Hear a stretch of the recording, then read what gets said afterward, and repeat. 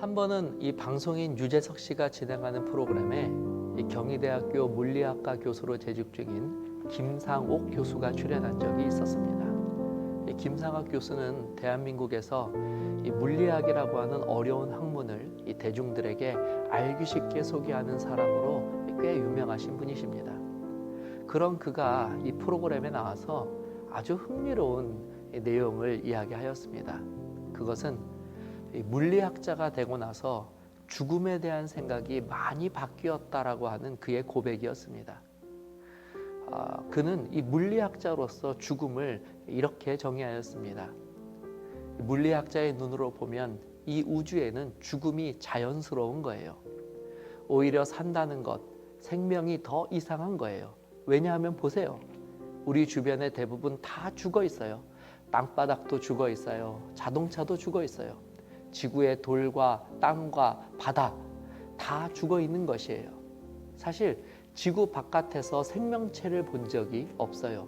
즉, 이 우주는 죽음으로 충만하고 죽음이 가장 자연스러운 상태인 것입니다. 사실 저는 비록 이 김상옥 교수가 무신론자이기는 하지만 이 김상옥 교수의 이 죽음에 대한 정의에 깊이 공감하게 되었습니다. 특히 그가 말하는 이 죽음이 이 우주에서 가장 자연스러운 상태라는 말은 제가 지금까지 들어본 어떤 과학자의 말보다 가장 진실한 말처럼 받아들여졌습니다. 하지만 같은 과학자이지만 오늘날 과학이라는 이름을 가지고 이 동일한 세상을 바라보는 다른 이들은 이 김상옥 교수와는 다른 시선으로 이 세상을 바라보고 있는 것이 또한 우리가 처해져 있는 이 현실이기도 합니다. 그것이 바로 이 생명이 죽은 것으로부터 생겨날 수 있다고 주장하는 진화론입니다. 사실 저는 과학자는 아닙니다. 이 진화론을 연구하는 수많은 과학자들과 그들의 연구와 노력을 폄하하려는 의도는 사실 전혀 가지고 있지 않습니다.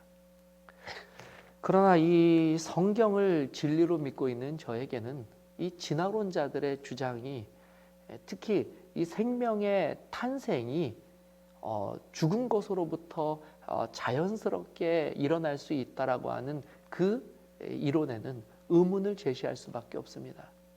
어떻게 생명이 없는 죽은 상태의 물질에서 생명이 있는 존재로 스스로 우연히 바뀔 수 있다는 말입니까? 사실 우리가 잘 알고 이 진화론의 토대를 놓은 사람은 이 찰스 다윈만은 아닙니다. 사실 다윈의 이 종의 기원은 단순히 생명체가 진화였다라는 그 이론을 그가 가지고 있었던 것에서 비롯된 것이지만 이 진화의 과정, 소위 말해서 이 자연 선택설은 이 다윈에 의해서 주장된 것이 아니라 그와 함께 이 종의 기원을 주장한 엘프리드 러셀 윌리스가 1858년에 다윈에게 보낸 한 논문에서 그 아이디어가 시작한 것이었습니다. 그런데 여기서 흥미로운 사실은 이 종의 기원이라는 책이 나온 뒤 이 자연 선택설을 주장했던 윌리스는 인간만은 신의 힘으로 창조된 특별한 생물이라고 하는 주장을 함으로 인해서 오히려 이 진화론에서 한 발 물러났다는 것입니다. 반면 다윈은 인간의 유래, 인간과 동물의 감정 표현 등에 대한 것에 대한 책들을 계속해서 이 진화론적 저서들을 내놓으면서 오히려 이 진화론을 심화시켰습니다. 하지만 여기서도 우리가 주목할 점은 이 진화론을 주장한 찰스 다윈조차도 이 생물 진화라는 현상에는 신의 개입을 전혀 인정하지 않았지만 찰스 다윈조차도 신의 존재 자체를 부정하지는 않았다는 것입니다. 엄밀하게 말해서 다윈이 취한 태도는 생명 탄생에 있어서만큼은 알 수 없다라는 이 불가지론의 입장을 취하였다는 것입니다. 그리고 진화론이 탄생한 지 거의 150년이 지나고 있지만 아직까지도 이 과학은 이 생명이라고 하는 것이 신의 개입 없이 완전히 자연현상 그 자체로 탄생했다는 것을 여전히 증명하지 못하고 있다는 것입니다. 자, 그렇다면 우리가 계속해서 살펴보고 있는 이 하나님의 계시, 이 성경 말씀에는 이 생명의 탄생에 대해서 어떻게 기록하고 있을까요? 성경은 생명은 전능하신 하나님에 의하여 창조되었다라고 기록하고 있습니다. 창세기 2장 7절입니다. 여호와 하나님이 땅의 흙으로 사람을 지으시고 생기를 그 코에 불어넣으시니 사람이 생명이 된지라. 성경은 여호와 하나님을 이 세상을 창조하신 창조주, 즉 창조주 하나님이라고 선포하고 있습니다. 이것은 오늘날 과학이 설명하지 못하는 바로 그 생명의 시작을 가장 이성적이고 지적으로 설명해주는 확실한 답변이기도 합니다. 우리는 오늘날 가장 과학기술이 발달한 그야말로 첨단의 시대를 살고 있습니다. 불과 100년 전만 해도 상상조차 하지 못할 눈부신 과학의 발전을 우리는 오늘날 이루어왔고, 그로 인해 인간은 이전에는 상상하지 못했던 첨단의 제품들을 만들어내는 데 성공하였습니다. 그 대표적인 예가 바로 거의 모든 사람들의 손에 쥐고 있는 바로 이 스마트폰이 아닐까 생각합니다. 저도 역시 그 제품 중에서 한 제품을 사용하고 있습니다. 첨단의 기술이 집약된 이 제품을 사용할 때마다 아직도 이 놀라운 기능들이 어떻게 가능하게 또 이 사람들이 이것을 만들어내었는지 제 머리로는 도저히 납득이 안 가고 그저 이것들을 만들어낸 이 사람들의 지혜와 기술에 감탄할 뿐입니다. 그렇다면 한번 생각해 보시기 바랍니다. 비록 죽어 있기는 하지만 이렇게 놀라운 기능을 수행하는 물건을 만드는 것도 이처럼 놀라운데, 만일 누군가 이 스마트폰에 생명을 부여하는 기술을 가지고 만들어내었다면 이것은 얼마나 더 놀라운 일이 되겠습니까? 스마트폰이 스스로 생각할 뿐만이 아니라 슬픔과 기쁨과 고통과 번민의 감정을 느끼고 스스로 움직이고 생활하며 살아있는 존재가 된다면 여러분들은 과연 이것을 어떻게 받아들이시겠습니까? 아무도 많은 분들은 만일 정말 그런 핸드폰이 나오게 된다면 분명 이렇게 생각할 것입니다.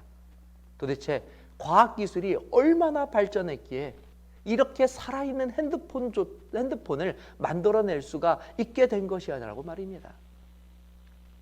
이 죽어있는 핸드폰만 보더라도 이것을 만든 자의 지식과 기술에 감탄하는데, 죽어있는 기계를 살아서 움직이게 만들어 놓은 것을 보고 어떤 사람도 핸드폰이 스스로 진화하여서 생명이 있는 존재가 되었다고는 생각하지 못할 것입니다.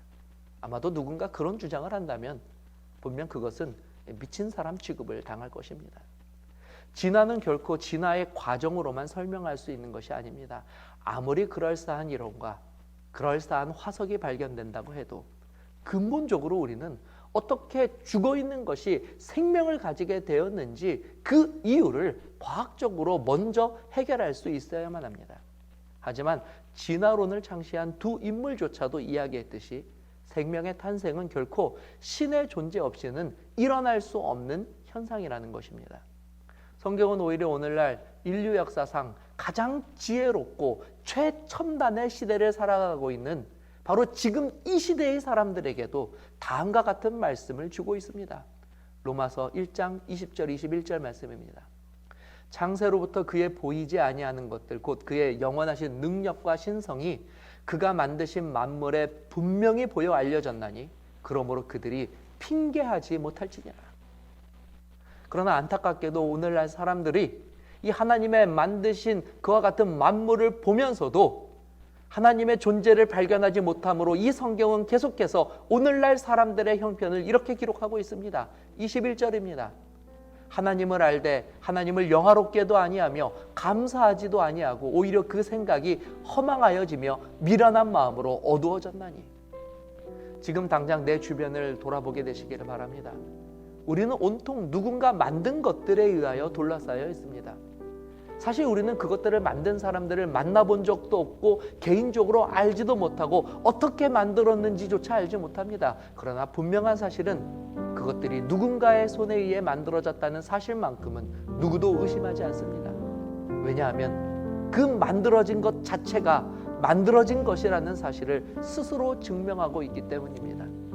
그렇다면 오늘날 이 생명으로 충만한 세상을 오늘 말씀이 우리들에게 요구하는 대로 한번 진지하게 바라봐 보시게 되시기를 바랍니다.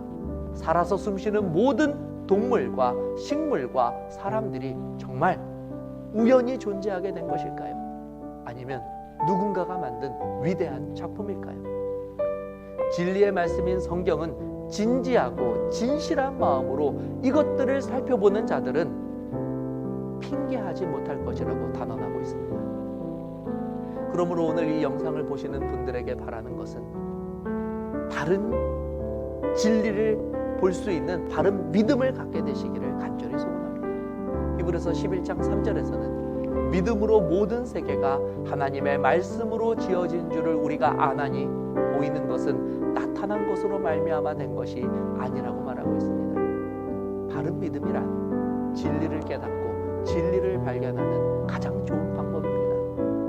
성경은 오늘 우리가 마땅히 알아야 할 진리를 소개하는 가장 위대한 하나님의 계시이며 그 계시 가운데에서 가장 믿을 만한 진리는 우리에게 오늘 우리를 창조하신 창조주 하나님이 계시며 우리 모두는 그 하나님에 의해 창조된 피조물 즉 그분의 자녀로 부름받은 존재들이라는 사실입니다.